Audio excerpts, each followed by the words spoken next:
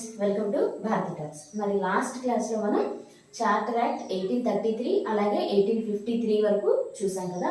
మరి ఈ క్లాస్లో మనం గవర్నమెంట్ ఆఫ్ ఇండియా యాక్ట్ 1858 అట్లాగే నెక్స్ట్ ఇండియన్ కౌన్సిల్స్ యాక్ట్ 1861 గురించి తెలుసుకుందాము. అయితే ఈ గవర్నమెంట్ ఆఫ్ ఇండియా యాక్ట్ 1858లో ఉన్నటువంటి ముఖ్య అంశాలు ఏంటంటే, మనం 1833 చార్టర్ యాక్ట్ చెప్పుకున్నప్పుడు 1853 చార్టర్ యాక్ట్ మనం చెప్తున్నప్పుడు అక్కడ మనం ఒక ఇంపార్టెంట్ పాయింట్ చెప్పుకున్నాం. అదేంటి అంటే టైం అనేది మెన్షన్ చేయలేదు. అంతకు ముందు వరకు ప్రతి చార్టర్ యాక్ట్ కూడా 20 years ఎక్స్టెండ్ చేస్తూ వచ్చాడు. కానీ 1853 చార్టర్ యాక్ట్కి వచ్చేసరికి టైం మెన్షన్ చేయలేదు. కాబట్టి ఎప్పుడైనా ఈస్ట్ ఇండియా రూల్ అనేది ఎండ్ అవ్వచ్చు అనుకున్నాం. సో దానికి తగ్గట్టుగానే ఆ తర్వాత జరిగిన ఒక ఇంపార్టెంట్ ఈవెంట్ ఏంటంటే అది 1857 సిపాయి మ్యూటినీ కదా. చాలా ఇంపార్టెంట్ ఇది. ఈ 1857 సిపాయి మ్యూటినీ జరగడం వలన ఏమైంది అంటే, దీన్ని మెయిన్ రీజన్ గా తీసుకొని ఏమైంది 1858 గవర్నమెంట్ ఆఫ్ ఇండియా యాక్ట్ అనేది చేయడం జరిగింది. దీనిలో ముఖ్యమైన విషయం ఏంటి అంటే, ఈస్ట్ ఇండియా కంపెనీ రూల్ అనేది ఎండ్ అయిపోయింది. ఇక ఏదైతే ఉందో మొత్తం ఇండియాలో ఉన్నటువంటి అన్ని కూడా బ్రిటిష్ ఆధీనంలోనికి రావడం జరిగింది. దీన్నే వాళ్ళు మనకి ఏమని చెప్పారు అంటే, act for good government in India అని చెప్పడం జరిగింది. ఈ 1857 సిపాయి మ్యూటినీ జరగడం వలన ఈ గవర్నమెంట్ ఆఫ్ ఇండియా యాక్ట్ 1858 అనేది తీసుకొచ్చారు. దీనిలో ఈస్ట్ ఇండియా కంపెనీ రూల్ అనేది ఎండ్ అయ్యి మన మొత్తం కూడా బ్రిటిష్ చేతుల్లోకి వెళ్ళడం జరిగింది. ఇందులో జరిగిన ఇంకా ముఖ్యమైనవి ఏంటంటే, అంతకుముందు 1833లో ఏమైంది, గవర్నర్ జనరల్ ఆఫ్ ఇండియా అనే ఒక పోస్ట్ ని క్రియేట్ చేయడం జరిగింది. ఈ గవర్నర్ జనరల్ ఆఫ్ ఇండియా అనేది ఈ యాక్ట్ ద్వారా ఏం చేశారంటే వైస్రాయ్ ఆఫ్ ఇండియాగా మార్చారు.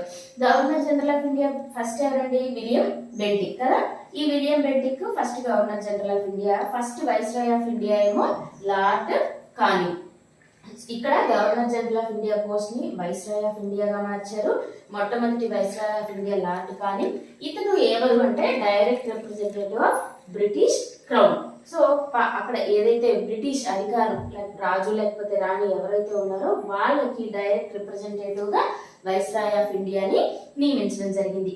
ఈ వైస్రాయ్ ఆఫ్ ఇండియాకి హెల్ప్ చేయడం కోసం ఇంకొక పోస్ట్ ని క్రియేట్ చేయడం జరిగింది. అదేంటి అంటే secretary of state for India అనే ఒక పోస్ట్ ని, అంటే ఇక్కడ అదంతా మొత్తం పరిపాలన అంతా చూసుకోవడానికి సెక్రటరీ ఆఫ్ స్టేట్ ఫర్ ఇండియాని అపాయింట్ చేయడం జరిగింది. ఈ secretary of state for India ఎవరు అంటే మెంబర్ ఆఫ్ బ్రిటిష్ క్యాబినెట్ లో ఒక మెంబర్ అన్నమాట. ఇతను డైరెక్ట్ గా ఎవరికి రెస్పాన్సిబుల్ అంటే పార్లమెంట్ కి, అక్కడ ఉన్నటువంటి బ్రిటిష్ పార్లమెంట్ కి రెస్పాన్సిబుల్. అలాగే ఇతనికి హెల్ప్ చేయడానికి ఒక 15 మెంబర్స్ తో ఒక కౌన్సిల్, ఒక అడ్వైజరీ బాడీని అపాయింట్ చేశారు. ఎవరికి హెల్ప్ చేయడానికి అంటే ఈ సెక్రటరీ ఆఫ్ స్టేట్ ఫర్ ఇండియాకి హెల్ప్ చేయడం కోసం ఒక 15 మెంబర్స్ తో ఒక కౌన్సిల్ అనేది అపాయింట్ చేయడం జరిగింది. ఈ కౌన్సిల్ అనేది ఓన్లీ అడ్వైజరీ బాడీ అన్నమాట. ఈ అడ్వైజరీ బాడీ, సో ఇది కౌన్సిల్ అనుకున్నాం కదా, దీనికి చైర్మన్ ఎవరు అంటే సెక్రటరీ ఆఫ్ స్టేట్ అనే వాళ్ళు ఉంటారు. అలాగే దీనిలో జరిగిన ఇంకొక ముఖ్యమైన విషయం ఏంటి అంటే, ఇది అప్పటి వరకు మనకు ఉన్నటువంటి board of control and board of directors ఎవరైతే ఉన్నారో దాన్ని అబాలిష్ చేశారు. అంటే డబుల్ గవర్నమెంట్ ని అబాలిష్ చేయడం అనేది జరిగింది. సో దీనిలో వచ్చినటువంటి ముఖ్యమైనవి గుర్తుపెట్టుకోవాల్సినవి మనకి ఏంటి ఎగ్జామ్ పాయింట్ ఆఫ్ వ్యూలో అంటే, మెయిన్ గా 1857 సిపాయి మ్యూటినీ జరగడం వల్ల గవర్నమెంట్ ఆఫ్ ఇండియా యాక్ట్ 1858 అనేది తీసుకొచ్చారు. దీంతో ఈస్ట్ ఇండియా కంపెనీ రూల్ అనేది ఎండ్ అయింది. అట్లాగే దీన్ని ఏమంటారంటే act for good government in India అని చెప్పడం జరిగింది వాళ్ళు. So governor general of India అనే ఒక పోస్ట్ ఏదైతే ఉందో దానిని వైస్రాయ్ ఆఫ్ ఇండియాగా మార్చడం జరిగింది. మొట్టమొదటి వైస్రాయ్ ఆఫ్ ఇండియా ఎవరు అంటే లార్డ్ కానింగ్. ఇతను డైరెక్ట్ రిప్రజెంటేటివ్ బ్రిటిష్ క్రౌన్ కి ఇక్కడ డైరెక్ట్ రిప్రజెంటేటివ్ గా ఉంటూ వచ్చారు. అలాగే ఇది ఇంకేం చేసింది అంటే డబుల్ గవర్నమెంట్ ని ఎండ్ చేసింది. ఈ యాక్ట్ ద్వారా board of control and board of director అనేది అబాలిష్ అయ్యాయి. అట్లాగే ఒక న్యూ ఆఫీస్ ని క్రియేట్ చేశారు ఇండియాలో. అదేంటి అంటే secretary of state for India. ఇతను ఎవరు అంటే బ్రిటిష్ క్యాబినెట్ లోని ఒక మెంబర్. ఇతను ఎవరికి రెస్పాన్సిబుల్ అంటే బ్రిటిష్ పార్లమెంట్ కి రెస్పాన్సిబుల్. ఇతనికి హెల్ప్ చేయడానికి ఒక 15 మెంబర్స్ తో ఒక కౌన్సిల్ అనేది ఏర్పాటు చేయడం జరిగింది. ఇది ఓన్లీ అడ్వైజరీ కౌన్సిల్, ఈ అడ్వైజరీ బాడీ అన్నమాట. దీనికి చైర్మన్ ఎవరు అంటే సెక్రటరీ ఆఫ్ స్టేట్. ఇది గవర్నమెంట్ ఆఫ్ ఇండియా యాక్ట్ 1858 లో మనం గుర్తుపెట్టుకోవాల్సినటువంటి కొన్ని ముఖ్యమైన అంశాలు. Next councils of India act 1861 అనేది ఒకసారి చూద్దాం మనం. Next Indian councils act of 1861. ఈ యాక్ట్ ఏంటి అంటే మనకి 1857 రివోల్ట్ జరిగిన తర్వాత బ్రిటిష్ వాళ్ళకి అర్థమైంది ఏంటి అంటే ఇండియన్స్ యొక్క హెల్ప్ లేకుండా అడ్మినిస్ట్రేషన్లో వాళ్ళ సహాయం లేకుండా ఇంకా ఇండియాలో అడ్మినిస్ట్రేషన్ పరిపాలించడం అనేది కుదరదు అని వాళ్ళకి అర్థమైంది.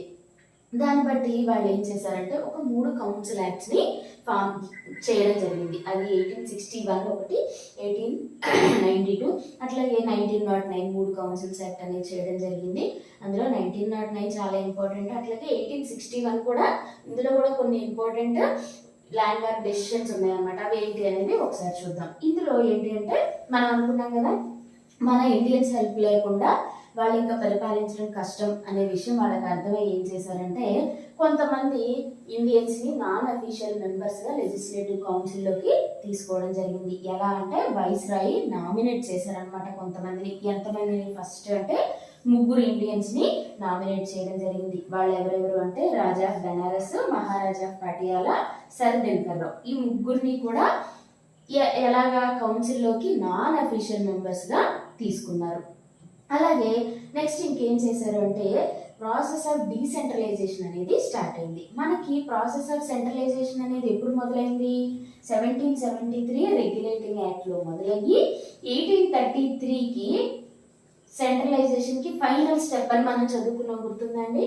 సో 1773లో స్టార్ట్ అయిన సెంట్రలైజేషన్ 1833లో పీక్ స్టేజ్కి వెళ్ళిపోయింది. దాన్ని మనం ఫైనల్ స్టెప్ టువర్డ్స్ సెంట్రలైజేషన్ అని చెప్పి మనం అనుకున్నాం. సో ఈ 1861 కౌన్సిల్ యాక్ట్లో ఏం చేశారంటే డీసెంట్రలైజేషన్ అనేది స్టార్ట్ అయింది.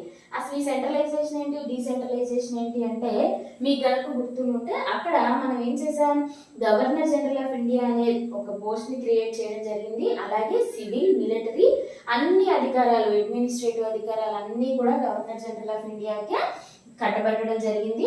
మిగిలిన బాంబే అండ్ మద్రాస్ ప్రెసిడెన్సీస్కి వాళ్ళకు ఉన్నటువంటి లెజిస్లేటివ్ పవర్స్ అనేవి ఆ అధికారం అనేది తీసివేయడం జరిగింది అని మనం చెప్పుకున్నాం 1833లో. సో 1861లో మళ్ళీ దాన్ని తిరిగి ఇచ్చేసారు వాళ్ళకి. అంటే డీసెంట్రలైజేషన్ స్టార్ట్ అయింది. Initiated the process of decentralisation. So దీంట్లో ఏం చేశారు, ఈ బాంబే అండ్ మద్రాస్ ప్రెసిడెన్సీస్కి మళ్ళీ వాళ్ళకి సంబంధించి అంటే ఆ ప్రావిన్స్ కి సంబంధించి చట్టాలు చేసే అధికారం అనేది మళ్ళా తిరిగి వాళ్ళకి ఇవ్వడం జరిగింది. లెజిస్లేటివ్ పవర్స్ అనేది వాళ్ళకి మళ్ళీ తిరిగి ఇవ్వడం జరిగింది. అలాగే ఇంకొక ముఖ్యమైనది ఏంటి అంటే ఇందులో కొన్ని న్యూ లెజిస్లేటివ్ కౌన్సిల్స్ అనేది ఫామ్ చేయడం జరిగింది. ఎక్కడెక్కడ అంటే బెంగాల్లో, నార్త్ వెస్ట్ ప్రావిన్సెస్లో, అలాగే పంజాబ్లో. ఎప్పుడెప్పుడు బెంగాల్లోనేమో 1862, నార్త్ వెస్ట్ ప్రావిన్స్లో 1886, పంజాబ్లో 1897లో కొత్తగా లెజిస్లేటివ్ కౌన్సిల్స్ని ఎస్టాబ్లిష్ చేయడం జరిగింది. అలాగే ఇందులో వైస్రాయ్కి కొన్ని చట్టాలు మరియు ఆర్డర్స్, రూల్స్ అండ్ ఆర్డర్స్ని తీసుకునే ఆ అధికారాన్ని వైస్రాయ్కి ఇవ్వడం జరిగింది. దేనికి అంటే ఈ కౌన్సిల్లో అడ్మినిస్ట్రేషన్ అంతా జరగడానికి వీలుగా, అంతా ఫ్రీగా జరగడానికి వీలుగా రూల్స్ అండ్ ఆర్డర్స్ ని వైస్రాయ్ ఇచ్చే అధికారాన్ని వైస్రాయ్కి ఇవ్వడం జరిగింది ఈ చట్టం ద్వారా. అలాగే 1859లో లార్డ్ కానీ పోర్ట్ఫోలియో సిస్టమ్ ని ప్రవేశపెట్టారు. ఆ ప్రవేశపెట్టిన దానికి రికగ్నిషన్ ఇవ్వడం జరిగింది. అంటే ఏంటి పోర్ట్ఫోలియో సిస్టమ్ అంటే, ఇప్పుడు ఆ డిపార్ట్మెంట్ కి సంబంధించి ఏదైనా ఫైనల్ డెసిషన్ తీసుకోవాలనుకోండి, ఆ ఫైనల్ డెసిషన్ తీసుకునే అధికారం, ఆ పోర్ట్ఫోలియో అంటే ఆ డిపార్ట్మెంట్ కి సంబంధించి డెసిషన్స్ తీసుకునే అధికారం పోర్ట్ఫోలియో సిస్టమ్ ని ప్రవేశపెట్టడం జరిగింది. అలాగే ఇందులో ఇంకొక ముఖ్యమైనది ఏంటి అంటే వైస్రాయ్కి ఆర్డినెన్స్ జారీ చేసే అధికారం. ఎప్పుడు ఎమర్జెన్సీ టైంలో ఆర్డినెన్స్, ఇప్పుడు ఎలా అయితే మనకి పార్లమెంట్ ఉభయ సభలు పార్లమెంట్ ఉభయ సభలు అమల్లో లేనప్పుడు, అంటే ఆ సభలు వాయిదాలో ఉన్నప్పుడు ఏదైనా ఎమర్జెన్సీ అయితే ప్రెసిడెంట్ ఎట్లా ఆర్డినెన్స్ అయితే ఇస్తాడో అలాగా ఆర్డినెన్స్ ఇష్యూ చేసే అధికారం వైస్రాయ్కి ఇవ్వడం జరిగింది. ఆ ఆర్డినెన్స్ యొక్క కాల పరిమితి ఎంత అంటే 6 నెలలు కదండి. ఇప్పుడు కూడా మనకి ఆర్డినెన్స్ ఇష్యూ చేస్తే ఎలా ఉంటుంది, మనకి ఎమర్జెన్సీ టైంలో ఎప్పుడైనా ఆర్డినెన్స్ ని మన ప్రెసిడెంట్ ఇష్యూ చేయొచ్చు కదా, గవర్నర్ కూడా చేయొచ్చు కదా, అలాగా ఆర్డినెన్స్ ఇష్యూ చేసే అధికారం కూడా వైస్రాయ్కి ఇవ్వడం జరిగింది. అది కూడా 6 నెలలు. సో ఇందులో మనం గుర్తుపెట్టుకోవాల్సినవి ఒక్కొక్క యాక్ట్ లో ఒక్కొక్క ఇంపార్టెంట్ ఉంటుందండి. ఇప్పుడు 1833 చార్టర్ యాక్ట్ తీసుకున్నాం అనుకోండి, అదేంటి ఫైనల్ స్టెప్ టువర్డ్స్ సెంట్రలైజేషన్. అట్లాగే గవర్నర్ జనరల్ ఆఫ్ ఇండియా అనే ఒక పోస్ట్ క్రియేట్ చేయడం జరిగింది. First governor general of India lord William Bentinck. అలాగే 1853లో కొన్ని ఇంపార్టెంట్ ఉంటాయి. ఈ 1858లో ఏం జరిగింది, 1861లో వచ్చేసరికి మనకి ఎలా అడుగుతారంటే ఒక్కొక్కసారి ఎగ్జామ్స్లో మీరు ప్రీవియస్ ఎగ్జామ్స్లో కనుక చూసుకున్నట్లయితే ఈ డీసెంట్రలైజేషన్ ప్రాసెస్ అనేది ఎక్కడ స్టార్ట్ అయింది మరలా అంటే 1861. Double government, rule of double government ఎక్కడ ఎండ్ అయింది అంటే 1858 యాక్ట్లో. అలాగే ఫస్ట్ నాన్ అఫీషియల్ మెంబర్స్గా నామినేట్ అయిన ఇండియన్స్ ఎవరు, అలా కూడా మనల్ని అడగచ్చు. తర్వాత new legislative councils, Bengal legislative council ఎప్పుడు ఫామ్ అయింది, నార్త్ వెస్టర్న్ ప్రావిన్స్లో ఎప్పుడు, పంజాబ్లో ఎప్పుడు, ఇలా కూడా మనకి అడిగే అవకాశం ఉంటుంది. అలాగే పోర్ట్ఫోలియో సిస్టమ్ అనేది ఎప్పుడు స్టార్ట్ చేశారు, ఎవరు స్టార్ట్ చేశారు, లార్డ్ కానింగ్ 1859లో స్టార్ట్ చేశారు. ఇప్పుడు మెకాలే కమిటీ అనేది సివిల్ సర్వీసెస్ గురించి ఎప్పుడు, 1854లో. ఇలాగా మనల్ని క్వశ్చన్స్ అడుగుతూ ఉంటారు. అలాగే మనకి తీసుకొచ్చినటువంటి ఆర్డినెన్స్ సిస్టమ్ కూడా ఎప్పుడు వచ్చింది అంటే 1861 కౌన్సిల్ యాక్ట్ లో తీసుకురావడం జరిగింది. ఇలాగా నేను ఎందుకు ఇట్లా ఈ పాయింట్స్ రాస్తున్నాను అంటే ప్రతి యాక్ట్ కి ఏదైతే ఇంపార్టెంట్ ఉంటాయో జస్ట్ మీరు ఇవి కనుక నోట్ చేసుకున్నారనుకోండి, ఎవరైతే కొత్తగా స్టార్ట్ చేసి ప్రిపరేషన్ మొదలు పెట్టారో వాళ్ళు ఇవి కనుక మీరు రాసుకున్నట్లయితే మీరు ఎగ్జామ్ టైంలో జస్ట్ ఊరికే రివైజ్ చేసుకోవడానికి, అంటే త్వరగా రివిజన్ కి ఉపయోగపడే విధంగా ఏదైతే మెయిన్ పాయింట్స్ ఉన్నాయో వాటినే నేను ఇలా రాస్తున్నాను. మీరు ఇవి కనుక నోట్ చేసుకున్నారనుకోండి మీకు రివిజన్ అప్పుడు ఈజీ అవుతుంది. అంటే సివిల్ సర్వీసెస్ కావచ్చు, గ్రూప్ 1 కావచ్చు, గ్రూప్ 2 కావచ్చు, ఏదైనా కావచ్చు, మనం టెక్స్ట్ బుక్ అంతా మరలా మొత్తం రివిజన్ చేయలేం. ఇంపార్టెంట్ పాయింట్స్ కొన్నిసార్లు మనకు అన్ని చదివాం గుర్తుంటాయి అనుకుంటాం మనం, కానీ ఒక్కసారి రివిజన్ అంటూ ఒకటి రెండు సార్లు మనం రివిజన్ చేసుకోకపోతే మనకి కన్ఫ్యూజన్ కూడా వస్తుంది ఒక్కొక్కసారి.